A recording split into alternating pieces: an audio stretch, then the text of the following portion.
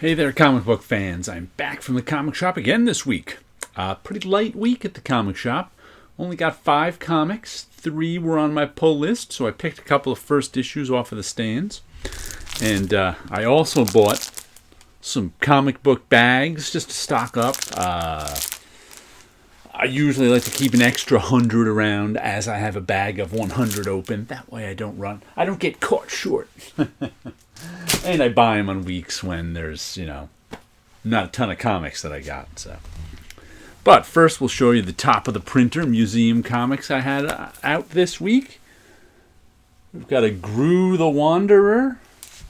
What number is this? This is volume 1, issue number 3. Of course, it's Sergio Aragonés. I guess he's accidentally slicing the bonds as he's trying to fight these guys. I'm not 100% sure what the joke is on this cover.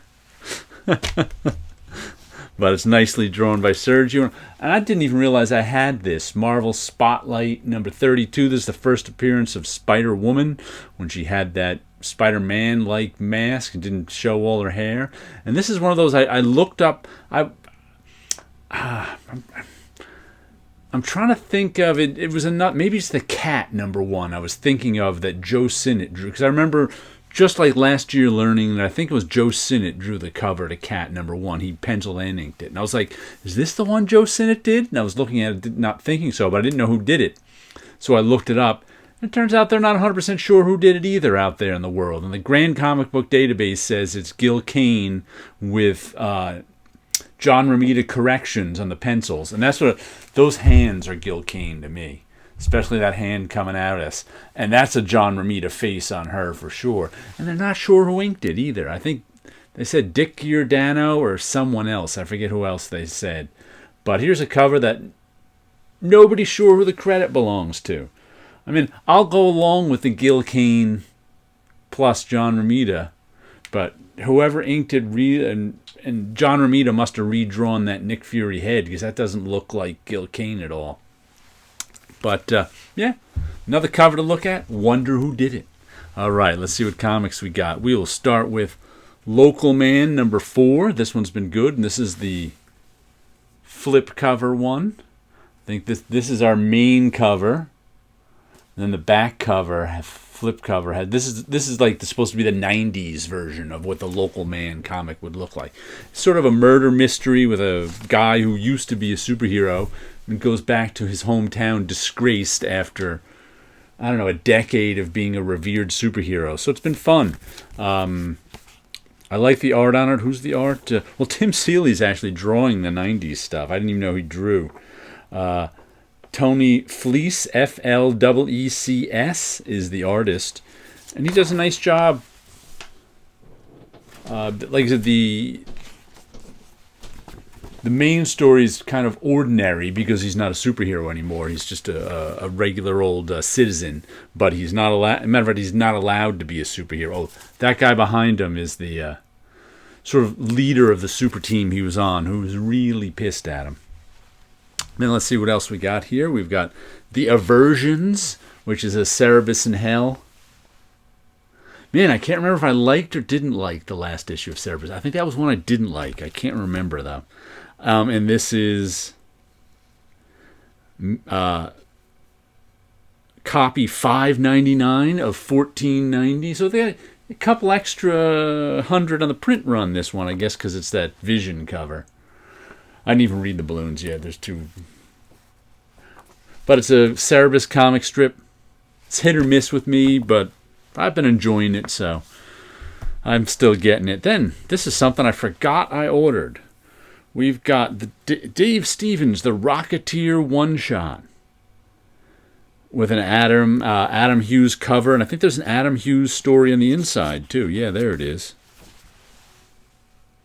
There's Adam Hughes story, Craig Cermak's art, and Jay Lee art. First one written by Danny Bilson and Paul DeMeo. Second one written by Kevin Mao. Third one written by Ron Wyndham. So it was the list of artists that got me. Oh, it looks like they have the covers in the back too. That's always cool. It was the list of artists that got me to buy this. I'm not normally a Rocketeer. I mean, I used to buy Rocketeer when Dave Stevens did it, but I haven't bought any of the post Dave Stevens Rocketeer. But I like the list of artists in that one. I think this came out. This caught my eye last week. Jinx, A Cursed Life. I liked the cover. Who did the cover? Craig Cermak. Is that Craig and Cermak? Is that the same guy who did this right here? Look at that, Craig Cermak, who did the middle story. Also did this cover. I don't think I've ever heard his name before right now, but I liked that cover. I've bought some of these Archie, Chilling Adventures Archie stuff before. They're usually one-shots, and they usually have covers I like. So I end up buying them. Let's see. Yeah, line art by Craig Cermak. And they're enjoyable. You know, they're fun books. They're Archie horror stuff. They're not done in the Archie style, but they're with the Archie characters in horror situations. So it's fun stuff. So, like I said, that caught my eye last week. But last week was a big week. I think I had like 12 comics. So it was there this week. I'm like, why not pick it up? And the other one I picked up off the shelf is The Savage Strength of Star Storm, #1, an Image comic. And though this is a Craig Drew Deep. Who did this cover? Is this Wes? This is Wes Craig, right? Let's see. Starstorm created by. Cover A, Drew Craig. Cover B, Wes Craig. So this is a Drew Craig cover. Looks a lot like an Eric Larson cover to me. I thought it was an Eric Larson cover when I first saw it, because Eric Larson loves to do the Kirby Crackle. That looks like an Eric Larson pose there, even. So, Drew. So I guess Drew Craig, Chapter 1, Story and Art. Drew Craig. Is he related to Wes Craig? I wonder. But let me give you a look. The art looked okay.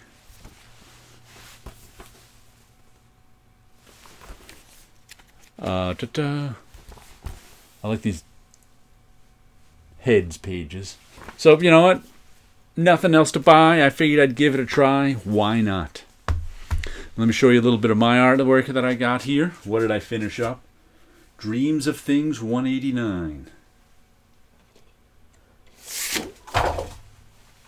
It fell right down. That's because I've got too much stuff on this easel.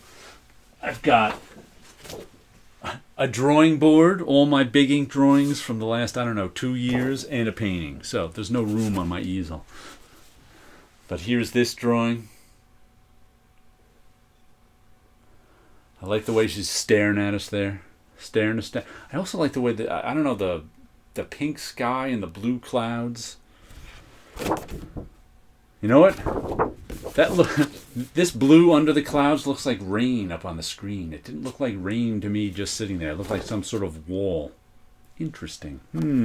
It's funny how artwork can change. You know, the perception of even looking at my own artwork can change when I see it on a screen rather than in real life. But that's the way things work when it comes to art. Oh, I don't even know if I showed this one off since I finally finished it. This is one of my Gatsby. This is part of my Gatsby project. I decided to do some a paint. I'm going to do some. I had these as little drawings first, and was coloring them in Adobe Illustrator. And I went, you know what? I want to make that into a painting. So I ended up making it into a painting. There we go. I've got 5 more canvases to paint on this summer. Since I bought the box of 6, we'll have to see what I do. I think I'm going to do another one of these glasses ones next, but we'll have to see. But anyway, put the Dreams of Things back there. I want to move them after this video because I don't think they're going to stay up there. All right. You guys have a good week out there.